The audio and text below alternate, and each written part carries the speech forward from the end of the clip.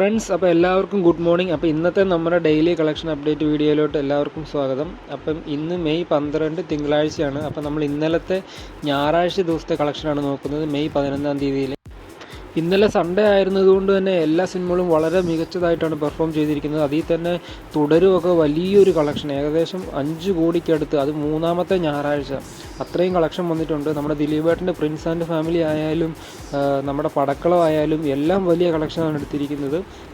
അപ്പോൾ നമുക്ക് വീഡിയോയിലേക്ക് പോവാം. ആദ്യത്തെ നമ്മുടെ സിനിമ നമ്മുടെ സുരാജിൻ്റെ ഷറഫുദ്ദീൻ്റെയൊക്കെ പടക്കളമാണ്. പടക്കളം ഇറങ്ങിയിട്ട് ഇപ്പോൾ 4 ദിവസം കഴിഞ്ഞിരിക്കുന്നു. അപ്പോൾ ഡേ 4 സൺഡേ ആണ് നമ്മൾ നോക്കുന്നത്. കേരള വന്നിരിക്കുന്നത് 82 ലക്ഷം രൂപയാണ്. അതായത് ഇതുവരെയുള്ളതിലെ അതിൻ്റെ ഏറ്റവും ഉയർന്ന സിംഗിൾ ഡേ കളക്ഷനാണ് ഇന്നലെ കേരളത്തിൽ നിന്ന് വന്നത്. അങ്ങനെ ടോട്ടൽ 4 ദിവസം കൊണ്ട് കേരളത്തിൽ നിന്നും 2 കോടി 1 ലക്ഷം രൂപയും റെസ്റ്റ് ഓഫ് ഇന്ത്യയിൽ നിന്ന് 4 ദിവസം കൊണ്ട് 22 ലക്ഷം രൂപയും, അങ്ങനെ ടോട്ടൽ 4 ദിവസം കൊണ്ട് വേൾഡ് വൈഡ് 2 കോടി 23 ലക്ഷം രൂപയുമാണ് പടക്കളത്തിന് കളക്ഷൻ വന്നിരിക്കുന്നത്. അപ്പോൾ ഇതിൻ്റെ ഓവർസീസ് ഡാറ്റ ഇല്ലാത്തതുകൊണ്ടാണ് ഈ 2 കോടി 23 ലക്ഷം.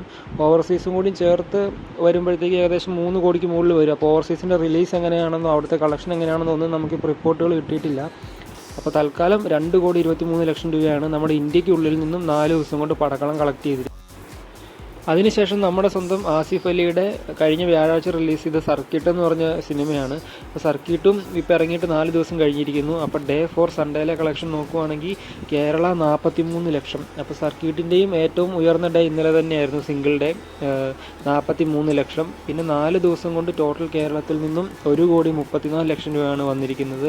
റെസ്റ്റ് ഓഫ് ഇന്ത്യയിൽ നിന്നും 12 ലക്ഷവും, അങ്ങനെ ടോട്ടൽ വേൾഡ് വൈഡ്, അതായത് ഓവർസീസ് കളക്ഷൻ ഇല്ല നമ്മുടെ കയ്യിൽ. അതുകൊണ്ട് തന്നെ ടോട്ടൽ 4 ദിവസം കൊണ്ട് ഇന്ത്യക്കുള്ളിൽ നിന്നും 1 കോടി 46 ലക്ഷം രൂപയാണ് സർക്യൂട്ടിന് വന്നിരിക്കുന്നത്. ഇനി നമ്മുടെ ദിലീപേട്ടൻ്റെ പ്രിൻസ് ആൻഡ് ഫാമിലിയുടെ കളക്ഷൻ നോക്കാം. പ്രിൻസ് ആൻഡ് ഫാമിലി ഇപ്പോൾ ഇറങ്ങിയിട്ട് 3 ദിവസം കഴിഞ്ഞിരിക്കുന്നു. വെള്ളിയാഴ്ചയായിരുന്നു ഇറങ്ങിയത്.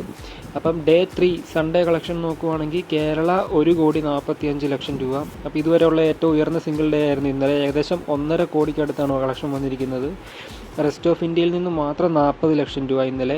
ഓവർസീസിൽ നിന്നും നമുക്ക് കറക്റ്റ് ഡാറ്റ വന്നിട്ടില്ല, രാവിലെ അല്ലേ ആയുള്ളൂ. അപ്പം വൈകുന്നേരത്തേക്ക് കറക്റ്റ് ഡാറ്റ വരത്തുള്ളൂ. ഏകദേശം എസ്റ്റിമേഷൻ പ്രകാരം $60,000, അതായത് ഏകദേശം 51 ലക്ഷം രൂപയാണ് ഇന്നലെ ഓവർസീസിൽ നിന്ന് വന്നിരിക്കുന്നത്.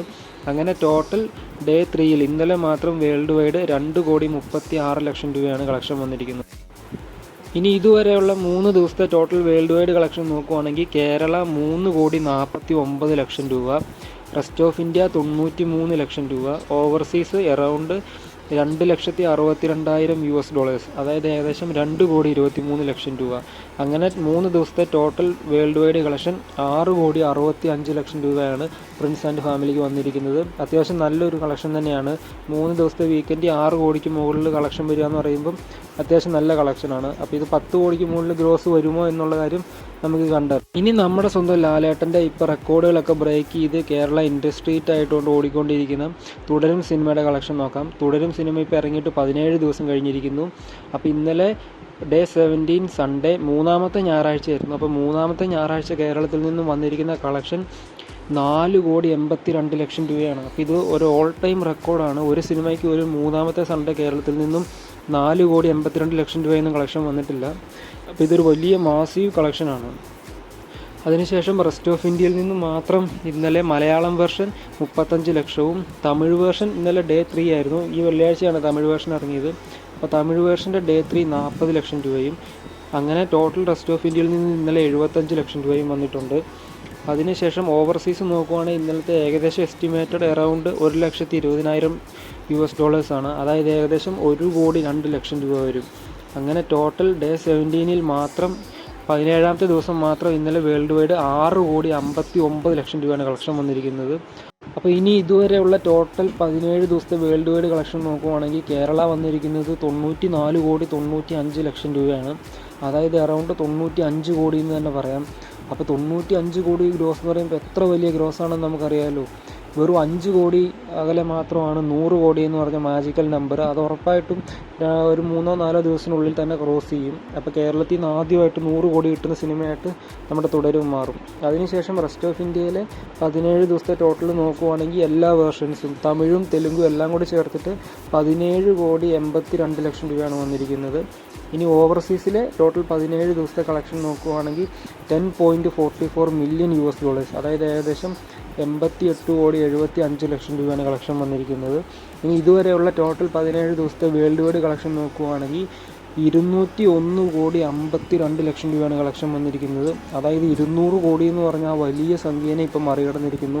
അപ്പോൾ ലാലേട്ടൻ ഇപ്പോൾ എമ്പുരാനും തുടരും ആയിട്ട് ബാക്ക് ടു ബാക്ക് 200 crores അടിച്ചിരിക്കുന്നത്, അതും വെറും 50 days ടൈം ഗ്യാപ്പിൽ. അപ്പോൾ ഇന്നത്തെ നമ്മുടെ ഡെയിലി കളക്ഷൻ അപ്ഡേറ്റ് വീഡിയോ ഇവിടെ കഴിയുകയാണ്.